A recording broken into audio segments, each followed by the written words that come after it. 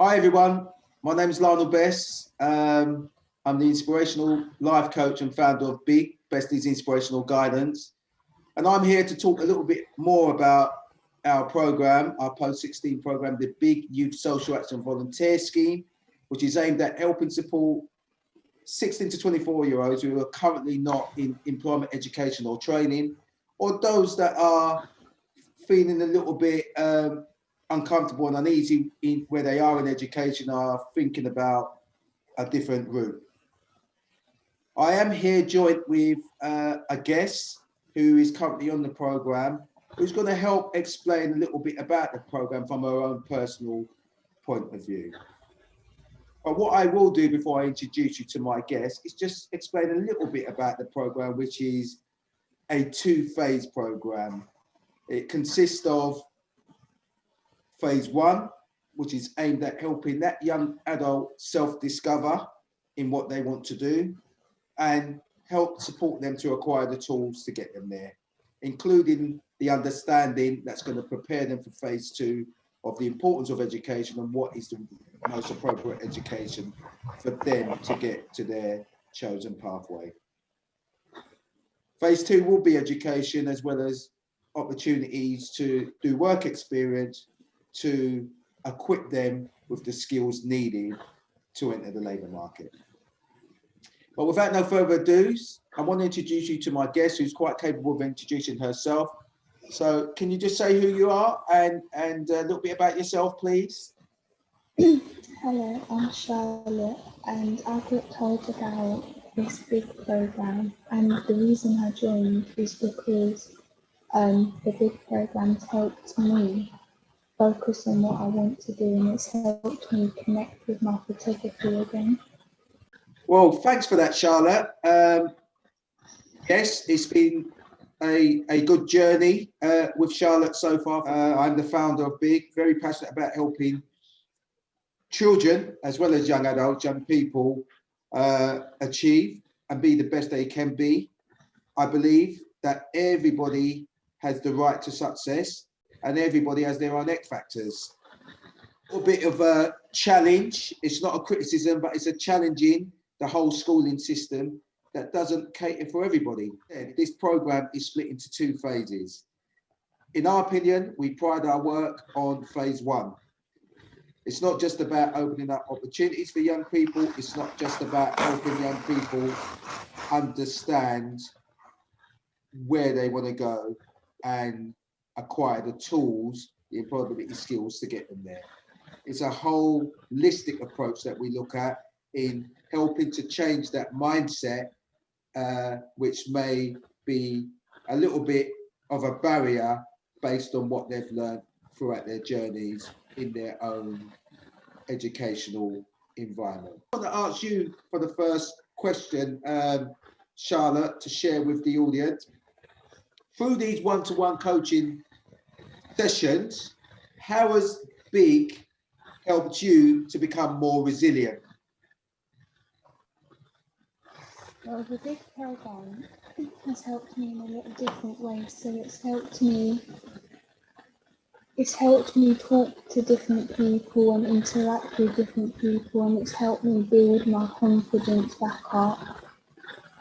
Because before I started the program, I didn't have much confidence in talking to people.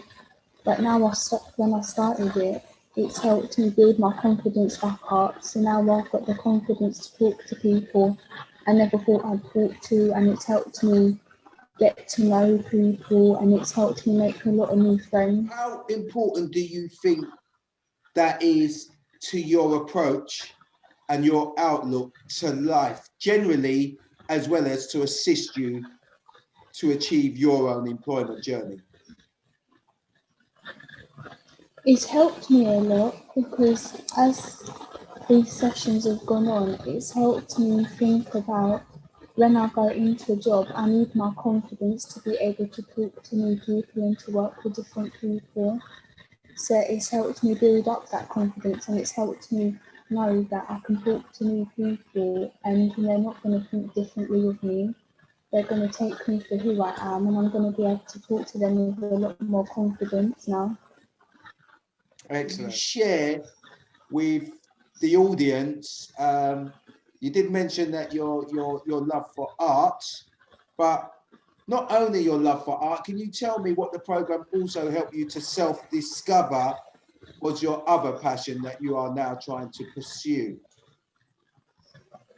The program also helped me discover that I wanted to do a lot with health and social care, to help a lot of the elderly people that can't do things, because I helped my nan and my uncle and I became their carer. So I'd like to become a carer to help other people out there that can't do things for themselves.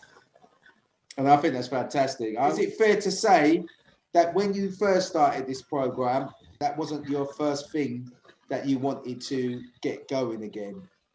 Can you share with the audience what was your main passion and your main thing that you're not going to forget about, but you came into the program wanting to pursue a bit further? When I first started the program, my main passion was doing photography and textiles, because I liked going outside and taking loads of different pictures of different things and then creating them the way I thought they'd look better. But then the more I started doing the program is the more I realised that helping people and becoming a carer for people was what I wanted to do, because I was there through things with my family, and it's just helped me realise that that's one of the main things that I'd like to carry on doing, is helping other people. Excellent. Has the program helped you identify or realize that you can actually bring your both passions together? It's helped me realise that I can do both photography and health and social care, because you can teach the elderly people how to take photos and you can teach them how to draw. So I can link my two passions together and do both of them instead of just pursuing the one of them. Absolutely, absolutely. And in fact, it is well known that art is a very powerful tool to use when you're caring for people. They call it art therapy. One of the things that I myself, which has been instilled in BiG services, is really big on, is what we know as the mindset, and how of a powerful role the mindset plays. If you've got the right mindset, it could really be that tool that catapults you to your destiny. Or if you've got the wrong one, it could be your barrier. And where we think other things are stopping us from achieving, actually, it's ourselves. And I'm very big on helping young people understand that and help to remove their own internal barriers. What have you got from the program in terms of mindsets, and how has the one-to-one coaching sessions helped you to change your mindset? Well, before I started the program, I realised my mindset was very negative, so I never thought I'd be able to do what I wanted to do.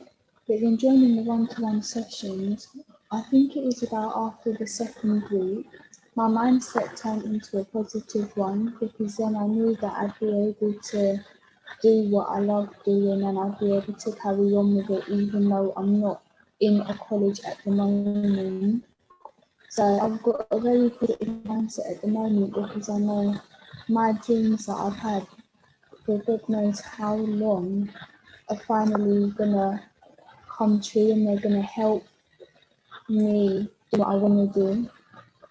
Can I ask you, Charlotte, whether any of the independent work or some of the work that you was expected to do during the one-to-one coaching sessions, were they challenging?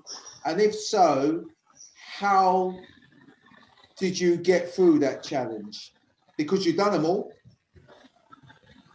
So some of the independent work I got was I found it really easy to do, because like when I was in school I used to do some independent work like that, but some of the independent work like looking up different traineeships and looking up different job paths and things like that. I found it challenging because I'd never been asked to do anything like that, so I didn't know how to do it.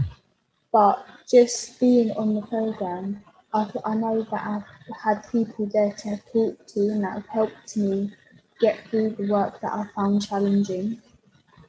Excellent. So that has that helped you to understand that two things?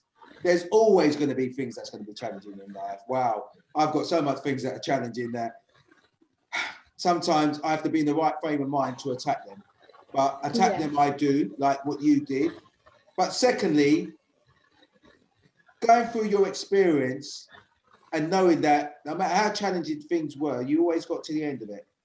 Does it give you that comfort to know that I'd always be able to get through it, even if it means relying on others just to help support me to get past that, pass around or over that hurdle? But I know no matter what, I'm going to get through my challenge. Did it help you to have a mindset like that now?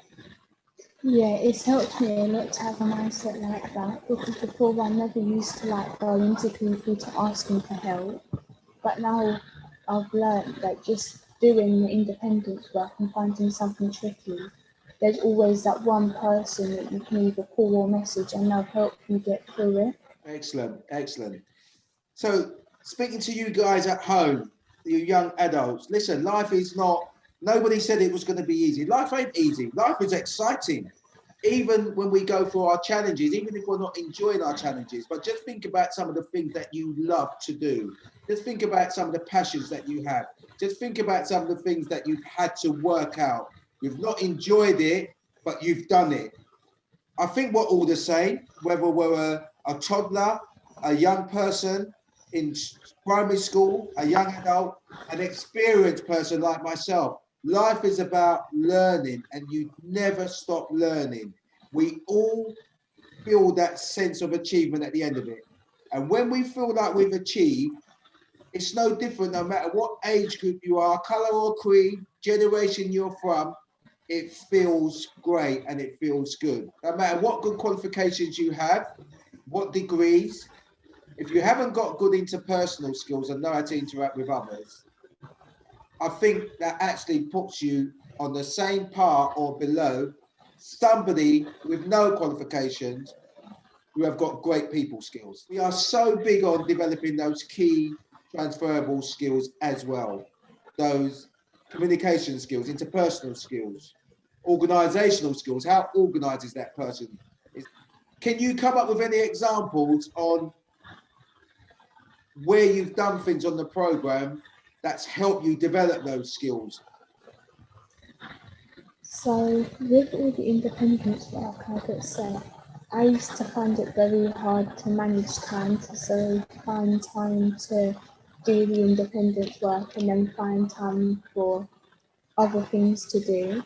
But being in the program, it's helped me split my life into two. So when I spend time doing my independence work and spend time doing what I want to do, so it's helped me improve my organisation skills, and it's also helped me with my communication skills.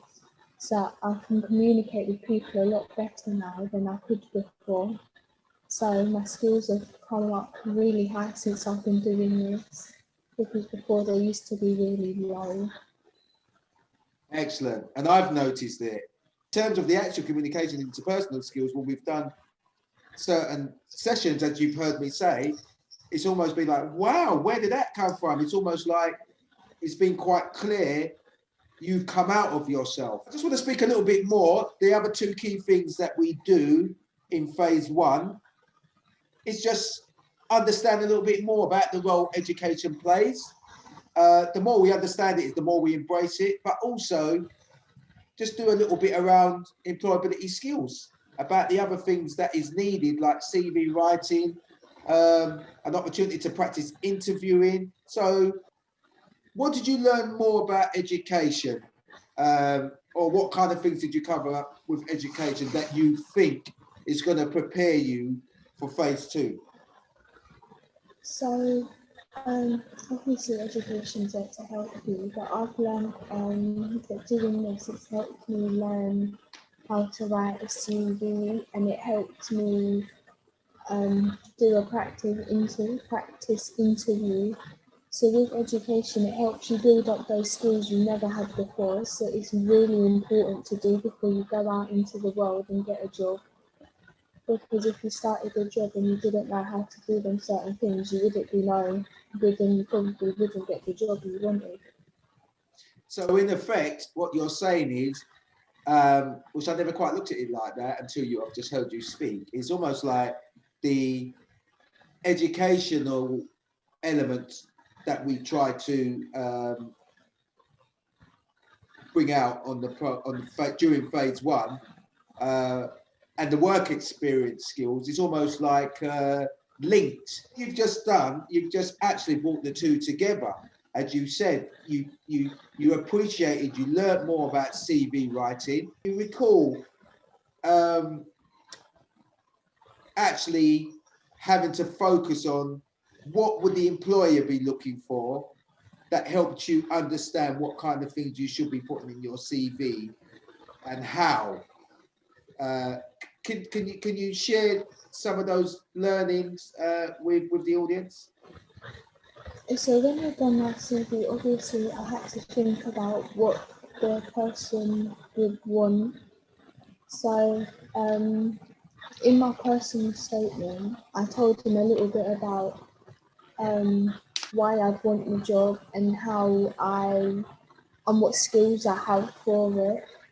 And it just tells them a little bit about if you know what you're meant to be doing, or it gives them just a little bit of information saying that you know how to do certain things that involve in the job. It's just other things you need to learn. So it just gives them that little bit of information about you that they didn't know, but then they know it will help you get the job. So was that new learning for you? Was that Yeah, because before I never knew that on a CV you had to put down like a personal statement about you, so anything you know or anything that would help you with the job. So it's helped me understand what a CV is a bit more and what you're meant to put in it. okay? We also done a little dummy interview, didn't we? Just to kind of give you a little bit of experience and an insight to what an interview should involve, and how can you best sell yourself to be the best candidate. Was that the first time you actually had a chance to do a dummy interview, Charlotte? That was the first time I've done an interview, so at the beginning I was kind of nervous about doing it. But Oh, then as I started doing it, it helped me feel more confident and it helped me realise I didn't have to be nervous about it. okay. So can I ask you, how did you think you did in that interview? And can you bring out some highlights about that experience? Well, I think I've done quite well, to be honest, because in the interview, every question I was getting asked, I answered it, but I used a lot of detail.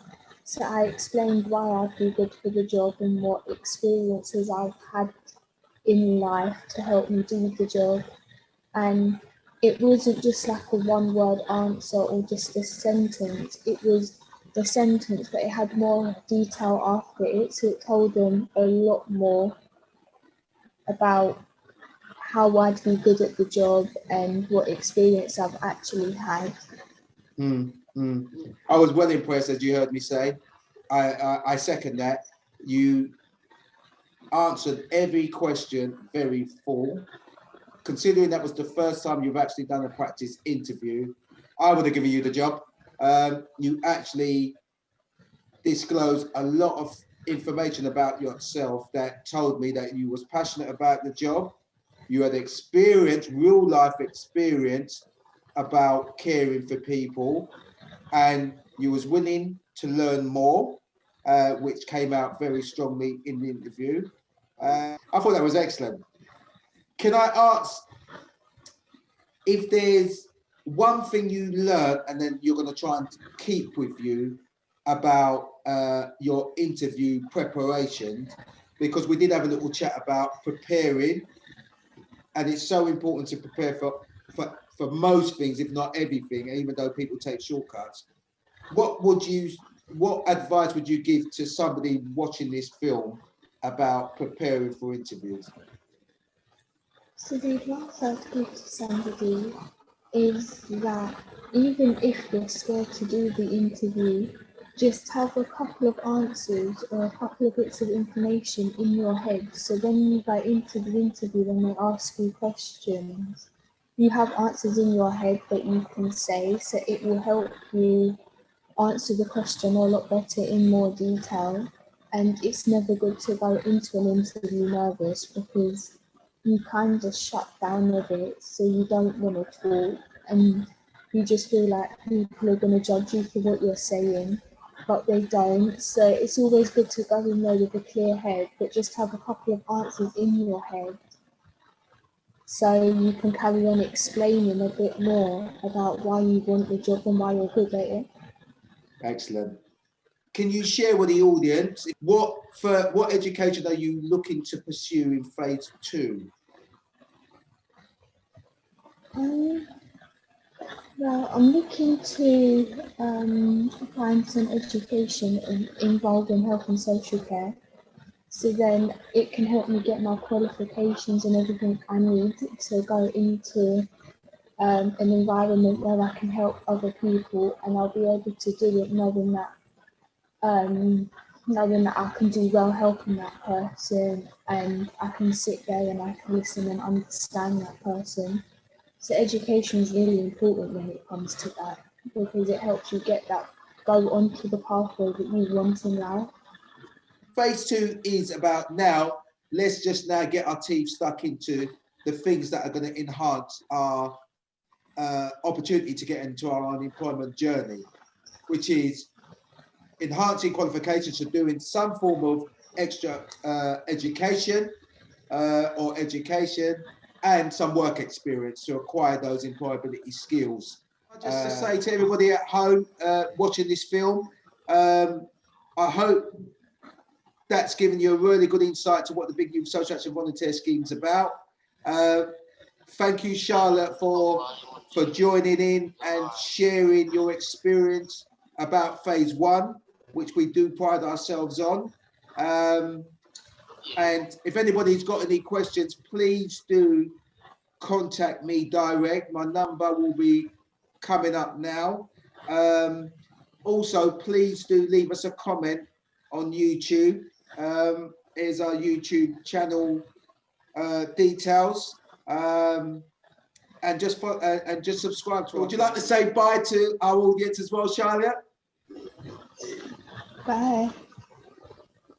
And thank you very much again, Charlotte. Bye, everybody at home, and I hope you enjoyed the film. Take care.